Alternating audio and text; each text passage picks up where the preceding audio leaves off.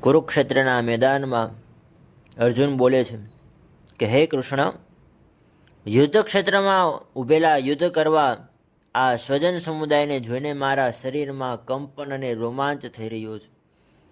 હાથમાંથી ગાંડીવ ધનુષ સરી રહ્યું છે. મારું મન જાણે ભમે છે. ઊભો રહેવાને માટે સમર્થ નથી. અમે જેમના માટે આ રાજ્યના ભોગ અને સુખની ઈચ્છા કરીએ છીએ એ જ અમારી સામે યુદ્ધમાં ઊભેલા છે.